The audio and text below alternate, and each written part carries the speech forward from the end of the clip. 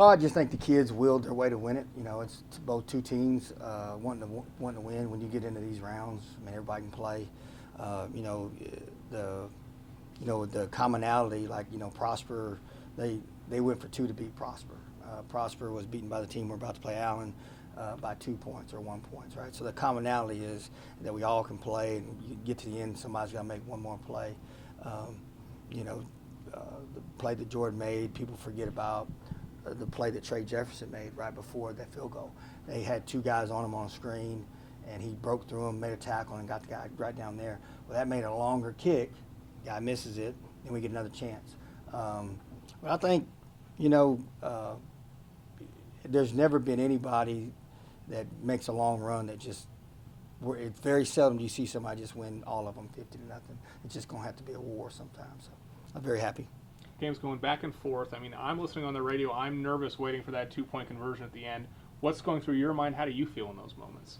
I feel fine because we've done it. We asked Marcos, there's 3 things we do on that practice, box and Florida State and a thing called Rebel. And I said, what do you like? He said, I like Rebel. So then they took a timeout, and when they adjusted it, Marcos, who was the one, and Coach Chisholm said, what about flipping the formation? Because Jordan and them were on their sidelines, and Marcos, and so we just made sure we've never flipped that formation. And so when we came out, we knew that in overtime we only have 1 timeout per, so we knew they couldn't get out and fix it. So when we flipped it, we thought we had a better matchup on the outside backer over here compared to the other ones that they had. And then the only thing that I was thinking was, and I mean this, I gave my headsets to one of our kids and said, he goes, what do you want this for? I said, when we score, I'm going to run down there and high-five Jordan or Aiden. And I was just hoping that, Marcos wasn't going to try to force it because they had 3-on-2. So somebody was going to get a one-on-one. Just take the one-on-one, and he took the one-on-one. I mean, a lot of growth. It was a better matchup. It was a better matchup, yeah, a lot better matchup. You mentioned Jordan. This is, at least from what I remember, the second time this season where he has had to catch the ball to win it. What can you say about his performance and what he has in order to make plays in clutch situations? I think, Jordan's a Division I tight end, and Jordan just keeps getting better. There was a lot of catches he had that night, right? But people forget this. Last night, Damien ran for 350 yards, second to only Cedric Benson, right, in the single game. Jordan blocked the nickel and the people that we had all night. And, I mean, I'm not talking about blocking them. I'm talking about making them like it, He's there's not many kids that when the ball hits their hands, you don't hear it. I've had 6 or 7 of them, right? And one of mine that I coached in the NFL is like that. Well, when Jordan was catching the ball as a 7th and 8th and 9th grader, I always went, man, you can't hear the ball touch his hands. And so that's different. One, his hands are big, right? But his eye-hand coordination, all that stuff. But he works his tails off. I mean, like this summer, he was up here during the morning lifting, and because his stepdad, works for us, he had a key, so he was in the weight room. I'd come in and be sweating it, getting a double lift. So proud of Jordan. Now, you talked about how everybody's going to be good. You might just have to have one extra play when it comes down to it. But would you like to see a little bit more from the defense to maybe not put so much pressure on your offense in those situations? I think our defense played fine. I don't get into all that. We watched the film, and there's some misfits, but as far as being moved or being playing good, they played well. It's one of those deals. If you don't give them life a couple times and they don't make those plays, but we got a couple blown coverages. But what I want is to make sure we have one more point than they do. I think you talked about that you guys are the only program out here that's gone to the 3rd round. This is your 3rd time now. You've been here. What's it like when you're playing against these other programs like Euless Trinity, Allen, these multiple-time state winners, which the Rebels are? You're kind of back on that state stage, it seems like. Yeah, I think when I got here, I felt if we couldn't, when you take this job, if I couldn't get them back to being recognized in the state, because there was an article that came out when I took this job on Dave Campbell said, is West Texas dead? And I took it personal. I didn't think it was, Now, has it taken a little bit of time to get it back to where it is? Yeah. I mean, we went 3 rounds the second year I was here. And so, it's been different each time. We've been beaten the second round in close games. People don't understand how hard it is. Like, every game is hard to win, and it's never easy. Also, you got to be a little lucky, try to stay healthy, and those kind of things. And so, and the other thing is kids got to have fun. You know, a lot of coaches, and I may have done this when I went 4 rounds my first year as a head coach. You can take the fun out of football. I didn't enjoy it. I didn't laugh with the kids as much. And now, you know, we've been playing this game for 16 weeks, I think, with 2-a-days and everything, and 2 scrimmages.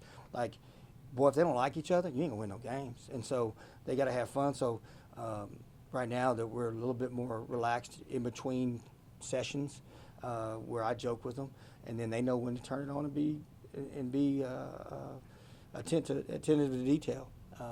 But they better love you too, and they better want to play for you too. You know, so there's growth in the head coach too sometimes. You know, but yes. When I gave him a bracket yesterday. I said there's 16 of us in the 6A Division I bracket left, okay? And if you win this bracket, you're the best in the state in the nation, because this is the hardest one to win, right? It's murder's row now. I mean, everybody can play. I mean, it don't get no easier. And but what everybody needs to know is, like somebody yesterday said, "Oh my God, you're playing Allen. We ain't outmatched." Hey, I mean, we ain't outmatched. So, I mean, we just they ain't the Dallas Cowboys. You know, so it'll be fun. Can you walk us through some of the keys that you think your team needs to execute on in order to win this game? Yeah, I think it's huge as we need to be able to establish run and the pass, be able to do both like we've done before. And then defensively, we're going to have to stop the run. They do a lot of motions and shifts, so we have to line up soundly and then make them throw the ball vertically. You know, they want to throw the screen game, they want to throw the short game, they want to do all that stuff, and they want to get athletes in space, and that's what they want to do. And then they want to run the football, and they have 2 really good running backs. They have a really good offensive line. So if we let them run the ball up and down the field, it's going to be now they're not the I team like that you're used to. You know, they're a gun team like us, and so we need to make sure that we have enough people in there to fit the run, and then see if they can beat us on RPOs and that kind of stuff. You know, that's where I look at it. We can't allow them to, you know, get big plays, and then of course, like all the times, you can't turn the ball over, and you got to make some turnovers. Hopefully, win that deal. But you know, I think every playoff game, you know, mistakes are magnified. The more you go further down, they get magnified. You know, I've seen great Super Bowl teams lose because of turnovers and stuff like that. So opportunities and missed opportunities are going to be huge, and we got to make sure that we have more of the opportunities than the missed ones. Now, when you think of Texas high school football, Allen's usually one that comes up pretty quickly in your mind. What would it mean to beat a program like that that's so storied and kind of put you guys back in that arena? I think we're both so storied, you know.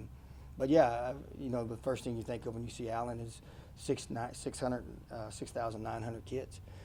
But last time I checked, they go and play 11 of them at a time. So, but they're, you know, they got a tradition.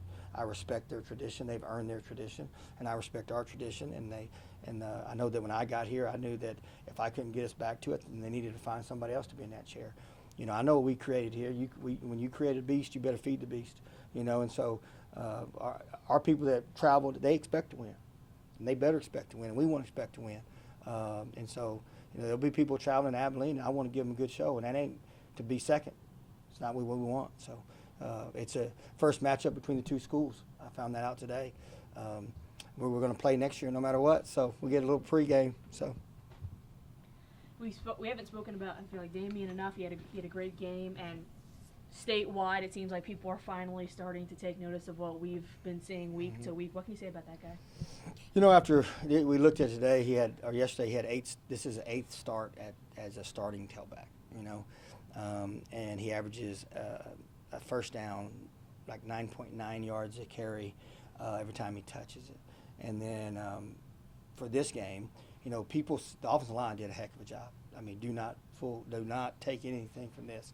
But after he got to the second level, there's safeties we can't block, and he made them miss all night. You know, the same team that did not.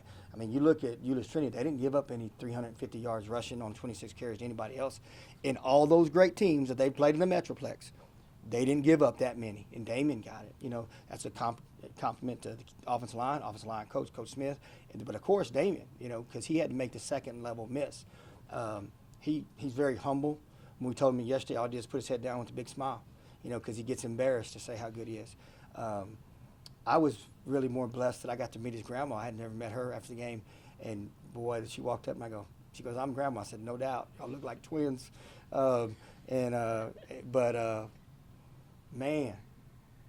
I ain't ever had a night as a head football coach like that. You know, I do remember even in thinking from going at the 3, going for 2, I even said out loud, do we want to go with the one that danced and got us here, you know?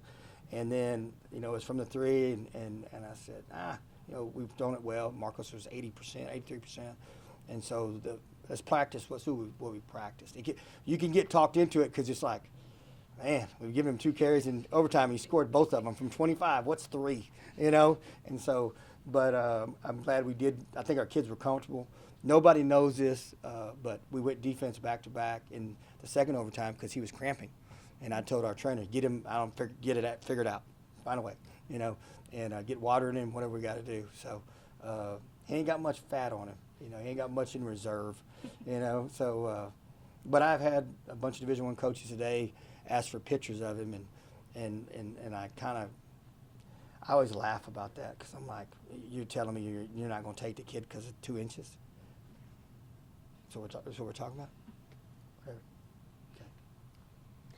What was that? I saw you going back on all the footage, run up to the pile. You're kind of like, maybe I shouldn't jump in there. I tried to get into the pile, and I thought, I may get hurt. You know? So what was that whole moment like? You know, that exhilaration. I think we could all feel it on the field in the moment. But what's that like for you, kind of being on the team and I don't know, the bus ride back, whatever followed. You know, what was that whole sequence like after the game?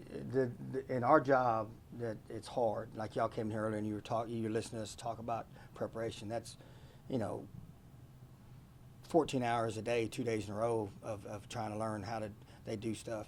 So when you have that win and you know that you get to hug those kids again, there ain't a better rush in the world, right?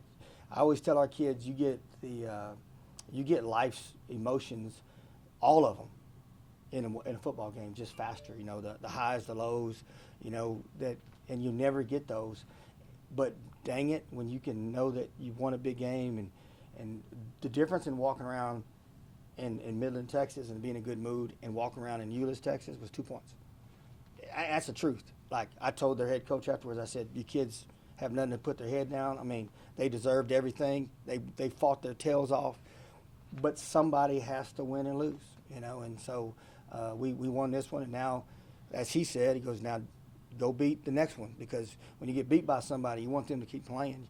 You know, you become a natural fan of them, right? But it's hard to explain with all the hard work and all the coaches and how much time. I'm around these coaches and players more than I am my family right now. So when you can extend that and you go, man, we get to mess with each other and eat on Saturday and watch film and all that kind of stuff, you know,